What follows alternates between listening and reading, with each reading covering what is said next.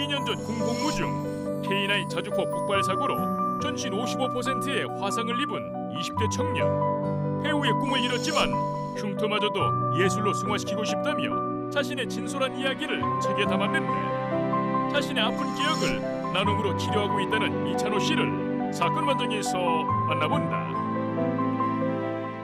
네, 오늘 주인공은요. 함께 사는 세상의 주인공은 지난 2017년이었습니다. 8월 달에 K9 자주포 폭발 사고 당시에 네. 사진에 나온 것처럼 전신 한 55%의 네. 화상을 입었던 이게 이찬호 씨예요. 정말 그 안타까운 군복무 중에 터진 사고였습니다. 네. 근데 K9 자주포 이 폭발이요. 40kg짜리 포탄을 날리는 장약이 이제 폭발하면서 이때 3명이 숨졌고요. 우리 장병이 4명이 크게 부상을 당했는데 그중에 가장 크게 부상을 당한 당시 육군병장 이찬호. 그런데 지금 26살의 청년입니다. 아직도. 근데 너무 훤칠하게 잘생겼었어요. 네. 이 키 183, 체중도 80kg대.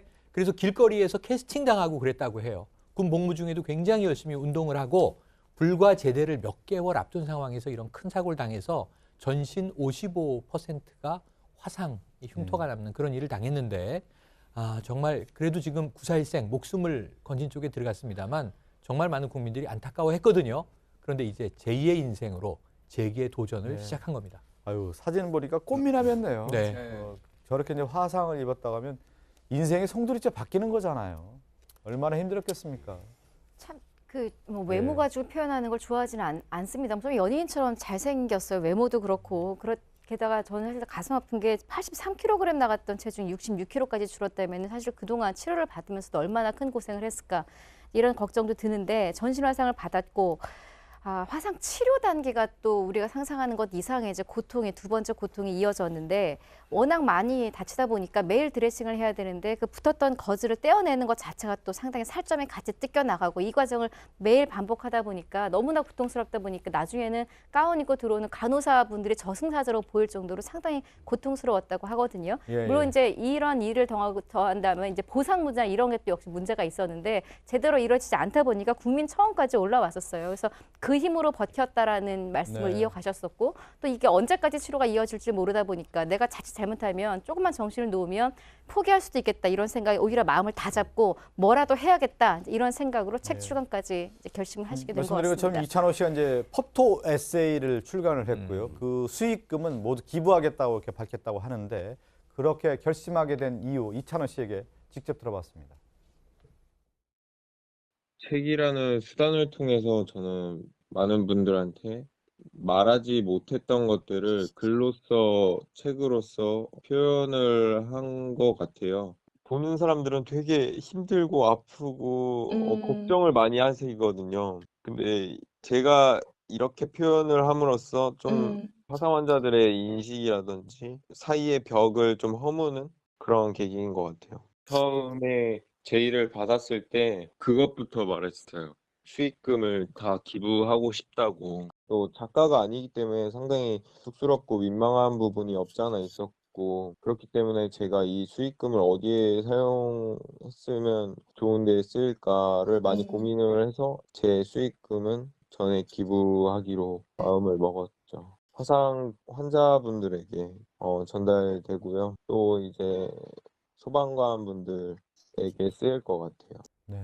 뭐 목소리 들어보면 자기 얘기를 뭐 담담하게 이제 풀어내는 힘이 있고 또 그 아픔과 고통이 있었냐 싶을 정도로 자신의 얘기를 이제 솔직하게 하는 모습인데 처음부터 모두 기부하겠다는 예. 마음으로 출발을 했군요. 예, 책 출간 제의를 받았을 때부터 수익금 네. 전액 기부를 본인이 말했다고 해요.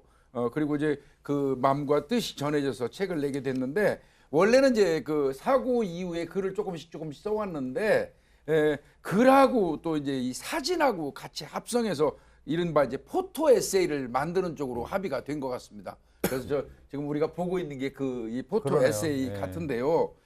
본인 생각은 이제 글과 한 문장의 글보다도 이 한 장의 사진이 이렇게 표현하는데 좀 더 효과적이지 않느냐, 효율적이지 않느냐 이런 생각을 하고 일부러 뭐 보정한다거나 하나도 고치지 않았잖아요. 저기 뭐 메이크업이라든지 머리도 다 민 상태에서 실제 있는 그대로의 모습을 이제 담았다 이렇게 얘기를 하고 있는데요. 마지막으로 한 얘기가 진짜 가슴이 아프네요. 이게 저고 앞으로도 이게 저일 테니까. 이게 나의 모습이고 앞으로의 내 모습이라고 하는데 자기의 예전의 모습과 지금의 모습을 비교하면서 저렇게 포토 에세이를 낸다라는 것은 자기를 다 드러내는 거잖아요. 그렇죠. 쉬운 일이 아니죠. 사실은 아무나 또 할 수 없는 겁니다. 그렇지만 어쩌면 이 상처, 이 흉터를 극복할 수 있는 어떤 방법이라고 본인은 생각한 것 같고요. 또 그만큼 예술적 재능이라든지 그런 끼가 있었기 때문에 이 어떤 사진이나 이런 걸 통해서 보여준 것 같아요. SNS 보니까요, 뭐 분장 필요 없다라고 본인도 얘기를 하고요. 인터뷰에서도 이 기하학적 이 정도면 참 아름다운 거 아니냐 이렇게 자신감 있게 얘기하기도 하고요. 이 정도 괴물이면 잘생긴 거 아니냐 자신도 그런 표현도 할 정도로 제가 말씀드리지만 너무 잘생겼습니다. 네. 이 큰 사고를 겪은 지 채 2년도 되지 않아서 이렇게 몸과 마음이 지금 얘기를 들어보면 참 건강한 모습 같은 느낌을 받게 되는데요. 그렇지만 이런 생각도 좀 할 수 있을 것 같습니다. 시간을 되돌릴 수 있다면 또 그때로 되돌아갈 수 있다면 아마 이런 생각 하지 않았을까 싶은데 이런 얘기 숱하게 들었을 것 같은데 그에 대한 대답은 어땠을까요? 이찬호 씨에게 들어봤습니다. 사실 흉터 없는 사람들이 별로 없는데 그쵸. 많은 분들이 이제 흉터를 감추거나 안 좋게 생각을 해요. 인식 자체가. 그리고 화상 환자들은 이제 보여지는 흉터가 상당히 많은 부분을 차지해요. 마음의 흉터든 정신적 흉터도 엄청 많은데 이미 많은 분들이 시간을 되돌리고 싶어 하실 거예요. 저도 마찬가지 뭐 되돌릴 수만 있다면 되돌리고 싶은데 그럴 수 없음을 알기 때문에 이 삶도 괜찮다고 많은 걸 잃었지만 많은 걸 얻었고 충분하다는 걸 많이 느꼈기 때문에 그런 많은 생각들이 들어서 그런 것들을 실행에 옮긴 것 같고요. 사실 많은 분들의 또 응원이 있었기 때문에 그냥 자연스럽게 행동으로 이런 봉사나 사회복지나 이런 쪽에 좀 관심을 두는 것 같아요. 지금 얘기 들은 거 보면은 시간을 되돌릴 수 네. 없다라는 걸 알았다, 깨달았다. 근데 그 자체도 상당히 힘든 과정이었을 것 같고요. 또 하나는 그 시간에 대한 개념을 뛰어넘어서 네. 이제는 봉사와 기부라고 하는 쪽으로 제가 생각을 바꿨다라는 게 상당히 맞습니다. 인상적입니다. 그러니까 누구나 이 후회가 있죠. 정말 또 회한이 있죠. 저때로 돌아가고 싶다. 그런 일이 없었더라면. 근데 돌아갈 수 없다는 걸 인정한 거예요. 돌아가는 건 포기. 하지만 그게 끝이 아니라 이 생으로 충분하다고 얘기를 하고 있어요. 그래서 잃은 게 많은데 얻은 것이 더 많다. 그리고 이것을 나는 나누면서 살겠다라고 하는 결심을 지금 한 이제서야 철이 든 것 같다. 고통을 통해서 이런 얘기를 하거든요. 우리 중에 정말 그 이찬호 청년보다 훨씬 작은 것에 집착해서 고뇌하고 고통받고 힘들게 사는 분들이 얼마나 많습니까? 네. 저 철이 들었다는 모습에서 우리가 많이 배워야 될 것 같습니다. 지금 화면에 보면은 연탄 기부 활동하는 모습을 보는데 뭐 지금 얘기한 것처럼 이 책을 통해서 세상에 기부하는 생각도 좀 펼쳐고 있다고 하지만 평소에는 연탄 기부까지 했다고 해요. 지난달에 연탄 기부 모습이라고 저 하네요. 내용이 또 더 특별한 예. 건 뭐냐면요. 지금 말씀하셨던 것처럼 책 수익금 전에 기부하는 걸 넘어서서 예. 이게 지난달에 뭐 우리 또 안타까운 군에 있었던 사고 목함질의 사건 기억하시죠? 예, 근데 예. 거기에 그 하재현 중사 같이 이제 군에서 사고가 나서 뭔가 지금 몸이 굉장히 안 좋은 뭐 사실 참 이런 말하기도 좀 그렇습니다만 그런 친구들끼리 모여서 연탄 1,000만 원어치를 샀다고 합니다. 예. 그래서 이걸 가지고